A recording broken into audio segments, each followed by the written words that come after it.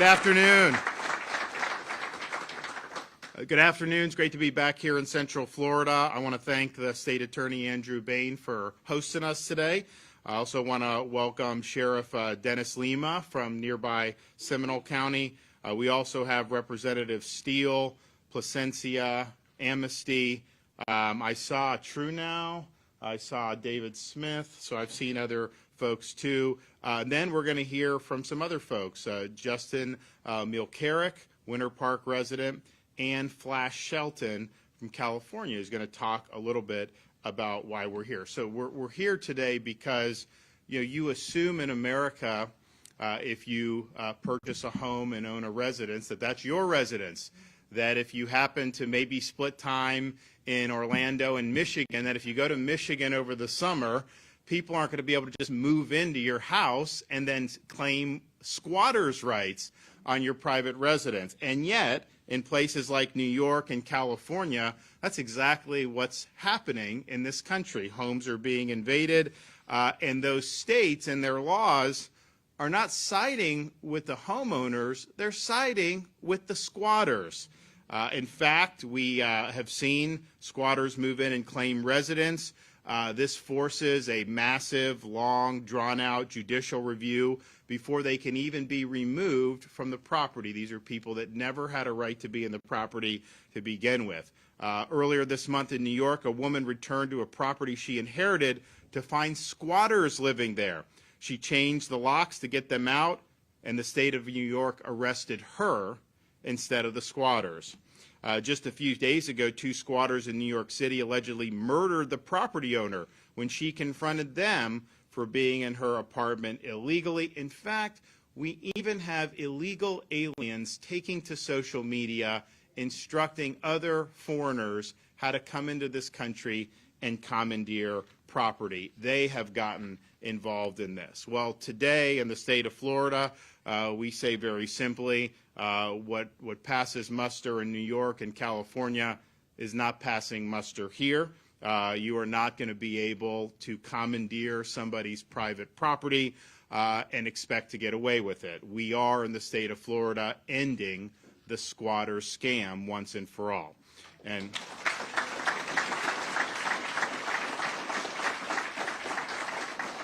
momentarily, I'll be signing HB 621, which will give the homeowner the ability to quickly and legally remove a squatter from a property, and which will increase criminal penalties for squatting. Now, we have not had the same type of issues here as you've seen in California or New York. Nevertheless, our laws were really geared towards this not necessarily being a fad. This idea of squatting, when you had the Old West and people would settle the West, you'd show up, there'd be a place, so people would settle. They'd create a community. Well, to have someone come 7, 8 years later and say they own the property after all this, you understood why that was done in that way. That was never intended to empower somebody to just invade some residential subdivision and illegally occupy somebody's private residence. So what we're doing today is recognizing that, but I think more importantly, providing very swift remedies, because what the squatters know is even when they're in the wrong, it's a massive process many times before they can be evicted, and a lot of times the process is very expensive. And so we don't want the law to have the thumb on the scale in favor of people that are violating the law. We want the law to have the thumb on the scale in favor of law-abiding property owners, and that's what you're going to see here with this piece of legislation. What you can do now, if you're the victim of squatting, you can simply fill out a form, give it to your local sheriff, and the sheriff is instructed to go and remove the people who are inhabiting your dwelling illegally. And that will happen very quickly. And I can guarantee you, it's just like you saw, I think it was a couple months ago, there was a discussion about some of these theft rings that happen, a lot of them with illegal aliens, and how people will steal in New York. Sometimes they'll try to come to Florida to spend the money, but they don't steal in Florida. And the question was, well, why don't you steal in Florida? And they said, because you go to jail in Florida when you do that. So I think it's going to be similar here. Yes, you're going to have really strong remedies so that it does happen to you. They're going to be ejected. But the fact that you have those remedies, the fact that a Sheriff Lima can go in, send deputies, and liberate your residents for you very quickly, people are not going to want to even try this in the state of Florida. So I commend the legislature for this action. I think it's going to be something that is going to be very, very meaningful for this state. And look, you see these trends that happen in these other parts of the country. I think good leadership is looking and saying, okay, we're not going to repeat what is going on in these failed jurisdictions. And so the legislature was up to the task, and then here today we're signing this into law is going to show that the state of Florida is up to the task. So I thank the legislature for what they've done. We believe in the rule of law. We believe in private property rights. We think it's good that people can aspire to own a home. You know, we even are proud that we've got a lot of seasonal residents here. You know, it's great that people will maybe decide to come to Florida for half the year. And if they do that and they go to the Northeast or the Midwest or even Canada, many people do, that their house will be left unattended. They're not going to have some rogue person move in and then try to assert rights against the lawful property owner. So the squatter scam ends today with my signature on this piece of legislation, and the state of Florida will be better for it. Now, we are going to hear from some folks here today. So first, we're going to hear from our great state attorney for the 9th Judicial Circuit, Andrew Bain.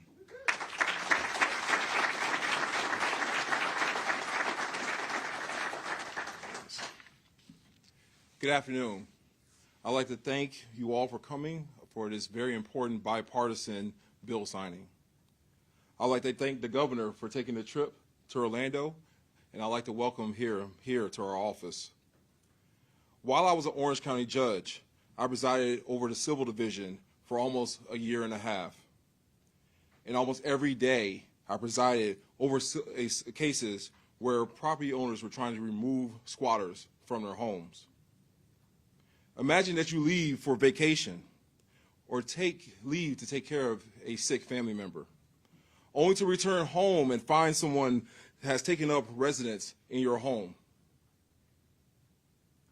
Then go through a month-long or more court proceeding to remove that squatter, and then be left with the bill to get your home back, that home that you worked so hard to purchase. Or you might live next door to a vacant home, and someone moves into it and turns it into a drug den, trap house, or brothel. Then starts the lengthy process of contacting the homeowner and that court proceeding that you just heard me talk about. I long hoped that the legislature would do something to speed up this process, because this process was so outdated and draconian. This is why I'm excited about this bipartisan bill that would give so much needed relief to the citizens of my circuit and to the state of Florida. Property ownership rights are one of the most important rights that we have in this country.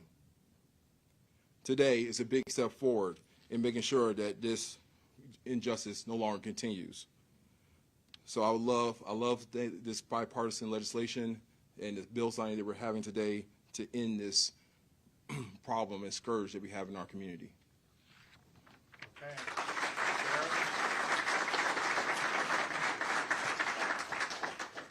Well, thank you so much, Governor. Another reason why people are leaving their states and moving to the great state of Florida.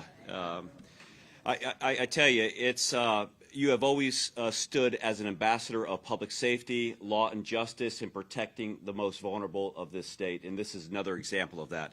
I want to thank our legislative body, both our delegates here in Central Florida and abroad, because this received unanimous support. And it's been long too often where we've seen homeowners that have spent their entire life working and earning.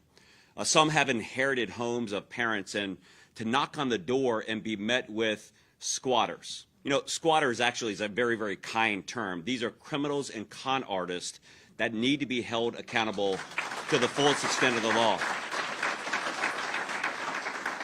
This is why the Florida Sheriff's Association, Police Chiefs Associations have gotten behind this bill from the beginning. You know, we've walked away from scenarios where legitimate homeowners have argued with people who are inside their home, using the most vulnerable of areas inside the house. Can you imagine having people squatting in a home that you own, taking showers and using the restroom in your own house? And then a process that gets tied up in the civil process that sometimes can take 6 or 7 weeks to get these criminals out. That is no more with the governor's signature on this document. Sheriffs from across the state will be able to provide the adequate resources and support for victims of these crimes and homeowners to preserve their property. And I'm incredibly grateful on behalf of all of our legislators and the governor to make this a possibility and give us, public safety professionals, another tool to use to protect our citizens of the great state of Florida. Thank you so much.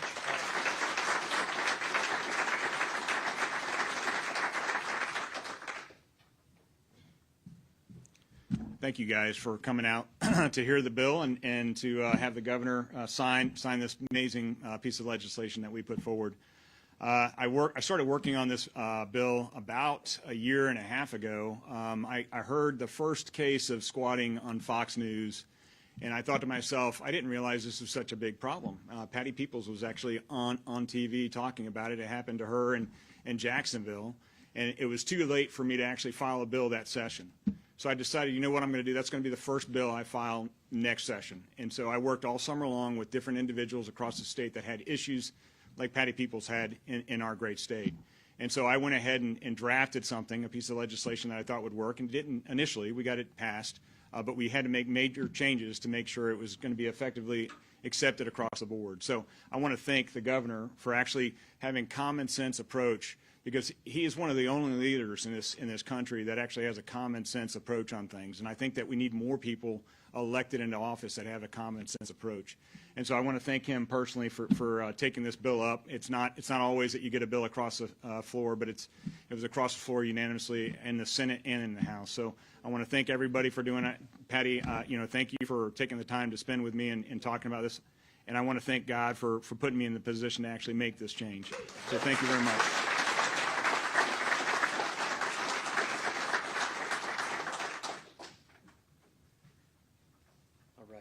Governor DeSantis, thank you so much for having me here today for the signing of Bill 621. So I'm going to apologize in advance to everybody for reading, but I want to make sure everybody hears me. My name is Justin Melcarrick, and I'm just one of the neighbors that had to deal with squatters invading our street. Squatters turned the house across the street from us into a drug and prostitution house. We live in a good and decent neighborhood flanked by an elementary and high school. We have at least a dozen kids on our street who play outside every day, in addition to all the kids walking to and from school. The squatters brought reckless driving, drugs, weapons, and verbal threats to the lives of my neighbors. We came together to work with police. We put up floodlights, cameras, called the police whenever there was suspicious activity. The police would arrest the drug buyers, but never the squatters. The police's hands were tied. This was a civil matter that had to go through the courts. We were told to leave the squatters alone, ignore them, don't engage. As a law-abiding and tax-paying citizen, we were told to stay in our homes while these criminals carried on. We were prisoners in our own homes because of these squatters. This insanity lasted for 5 months. So 5 months might not seem like a long time for everyone, but when the safety of your family's lives are threatened, you don't sleep very much. We went door to door with flyers letting neighbors know about the situation. Thankfully, a neighbor knew someone in the court's office to expedite the eviction process. I truly believe that this is the only reason we were able to get the squatters out.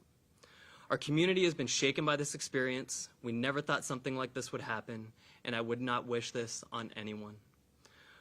House Bill 621 is definitely a step in the right direction to help law enforcement and neighborhoods, and I'm so thankful for that. But I take my responsibility as a parent seriously, and we have to teach our kids right from wrong, legal from illegal, and how to stand in truth. I pray the nation takes note of House Bill 621 and moves into truth with it.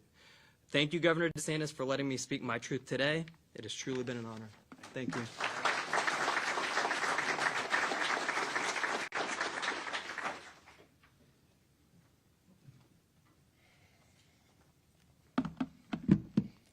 Hi, my name is Flash Shelton, and I am the squatter hunter.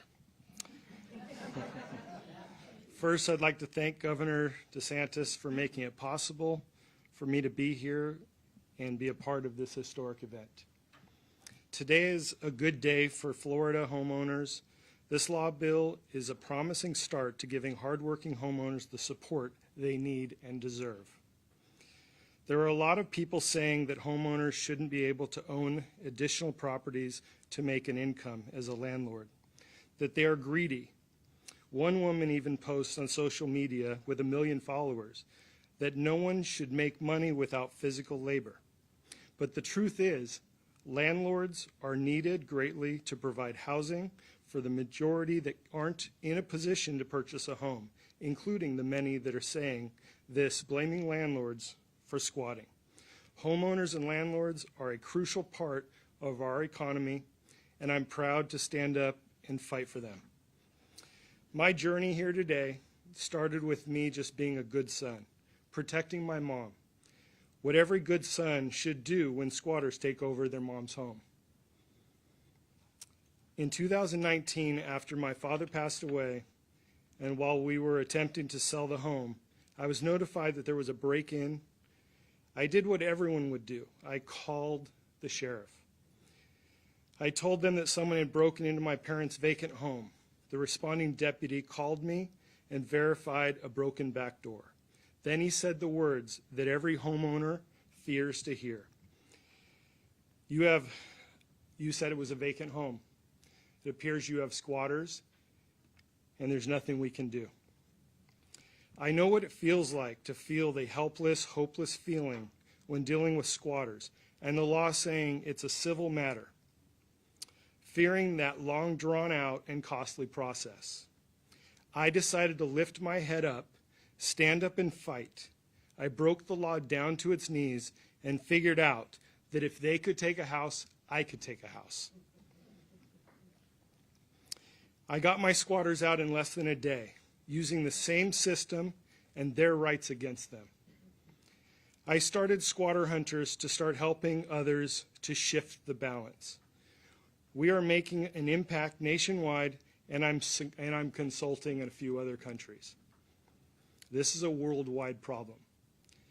My fight to change squatter laws started 1 year ago, and I will not stop fighting until squatter laws are changed from coast to coast and homeowners are free from their squatters. Thank you.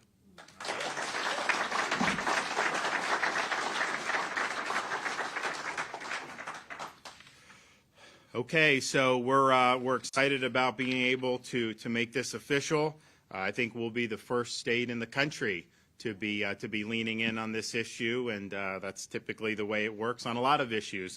But that's good. That's good. So, all right, if whoever wants to come up, you can crowd around here, and we'll do it.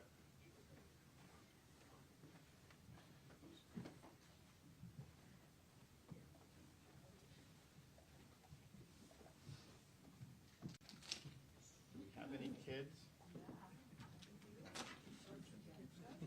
Come on.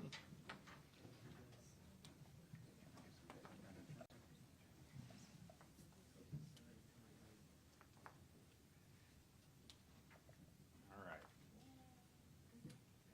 Big deal. Okay, so today is the 27th. March, man. Time flies.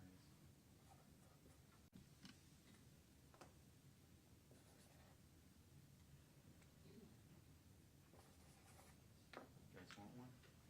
Those are not permanent, so no one can say. These are permanent, so who wants one of these? I'll take a vote. Okay, all right.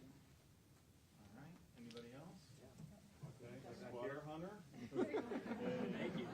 I got them. Okay, all right, so here we go. Good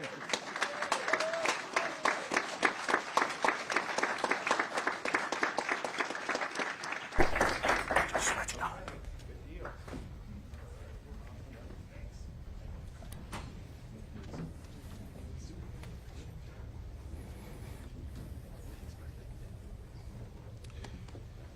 So we're excited to get that in the books. I think it's going to be meaningful for this state, not only in terms of the rights, but as I said, the deterrence of people from trying to squat and perpetuate this scam here in the state of Florida. Also, like to point out that we have rescued even more Floridians from Haiti, which is obviously going through a lot of difficulty. So another flight has come in. We expect more to be happening. There were hundreds of people. We've gotten 90 back so far, and I think some of the other people, they sign up with us, but if they can get a ride, I think other people have gotten out as well. So we're going to continue to do that. We think it's important. We did it when Israel, post-October 7th. We rescued a lot of Americans, particularly Floridians, from there, and we're going to do the same with our emergency management resources in Haiti. And then also, you look now, remember there was a school in South Florida like 2 months ago that had 10 cases of measles, and the whole corporate media was acting like this was like this thing that was unique to Florida. They smeared our Surgeon General for putting out very well thought out, balanced guidance. Fast forward, there was no additional outbreak, so his response was correct. Now you see 30 cases in Chicago with illegal aliens. I don't hear the same carping from the media. In fact, they're not talking about it really very much at all. So it just goes to show you, the phony narratives that get put out, all to drive an agenda. The fact of the matter is they kind of whip it up, and then when things go the different direction than what they were predicting, they just forget that it ever happened, and then they just move on. Well, I think it's important to point out, our Department of Health, our Surgeon General were on this. They handled it appropriately. You see even more cases in these other areas, and you don't hear the same type of carping, and I wonder why that is. Okay, with that, I'm happy to take some questions. Governor Curtis McLeod with Spectrum News 13. Sure. Wanted to ask you, elected Commissioner, District 5, Regina Hill here in Orlando, accused of exploiting a senior. I wanted to know if that had come under your purview and if you plan to take any action in regards to those allegations. It only comes under my purview if a municipal official, elected official, is indicted by a grand jury, then I would suspend. That's typical. If there's not an indictment, then my power of suspension doesn't reach. It reaches county officials, countywide officials. Sure, even neglect of duty you can do for that. But for the municipal, if there's a grand jury, true bill return. Now, I don't know. I just know what I read. If that does happen, then that would be the trigger for us to act. But we would not do anything prior to that. How seriously does the state of Florida take accusations of elder exploitation? Well, obviously, just look around our demographics. It's very, very important for us. We have so many seniors, 4 or 5 million seniors in this state. Demographically, it's really important. And we've done a lot. Our Department of Elder Affairs, the Florida legislature, there's been a lot. But this is a target-rich environment, this state, for exploitation, because you have a lot of seniors, and you also have a lot of seniors that are retired, and they have some income. So people that want to do harm do gravitate. Now, we have good penalties, and we've done a lot, but that's just the reality that we find ourselves in. Please give us your take on the Disney settlement.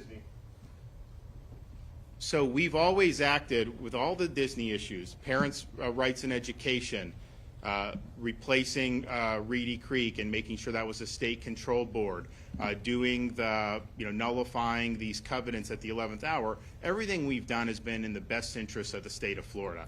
And we have been vindicated on all those actions. Going forward, we're going to continue to govern with the best interests of the state of Florida. So I'm glad that they were able to do that settlement. Those 11th hour covenants and restrictions were never going to be valid. We knew that. The challenge to the state oversight board to replace Reedy Creek, that's not going anywhere. Obviously, that was dismissed in district court.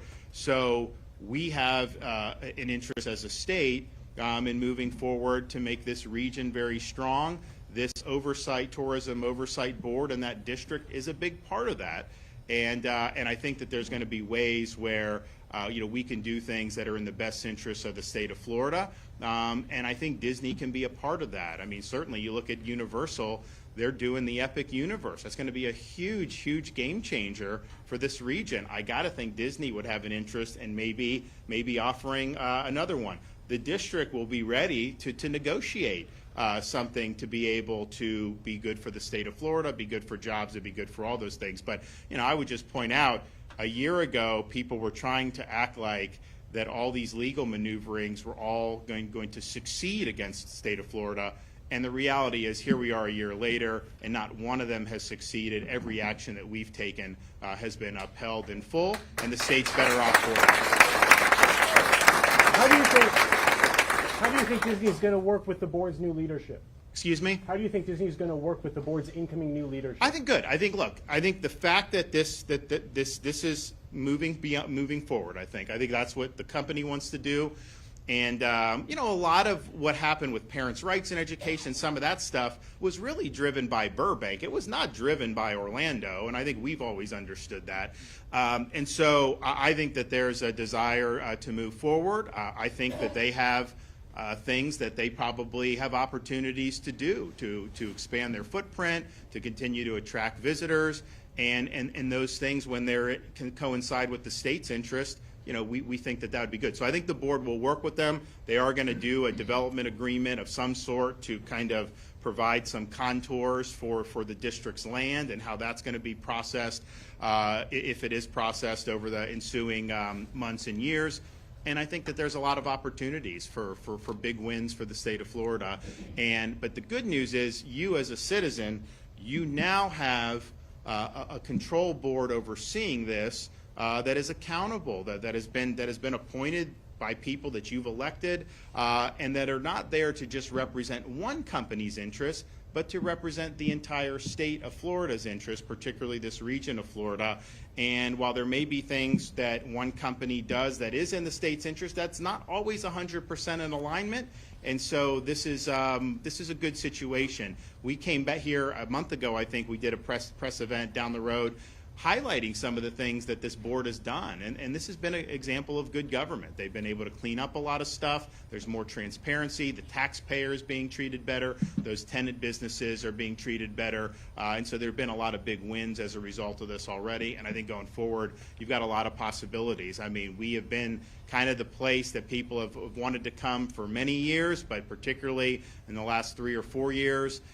This area, of course, has always attracted a lot. I just think with the new Universal Park, I mean, I think it's just going to be a huge game changer. It's bigger than their other 2 parks combined. I mean, like, imagine that footprint. That's pretty huge.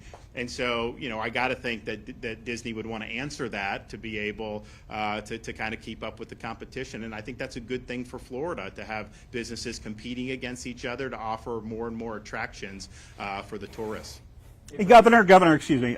It's been about 1 year since your staff confirmed that your office was delaying the release of public records made to state agencies like FDLE, DCF, so your staff could do a secondary review on them. 1 year later, is your office still doing those reviews, and if so, why? I don't get involved in that, so I'll just refer you to them. As you know, this is all legal. There's different general counsels in each agency, usually interact with the chief of staff and the general counsel, the head of the executive branch. So I don't know. I can tell you, since I've been governor, that's just not something that I've gotten involved in. I got to focus on the task at hand, and you got good people working for you that can kind of sort out all that other stuff. If Regina Hill is indicted based on the accusations that you've read, do you plan on suspending her? That's the normal course of things. When there's a felony indictment returned against a municipal elected official, the appropriate action has traditionally been to suspend that official at that point. So I would assume that's what's going to happen. We'll have to see if this happens, what the indictment looks like, but that's typically what we've done in these cases. Not only since I've been governor, I think that's what governors have done for quite some time. All right, thanks everybody. God bless. We'll see you soon. Thanks.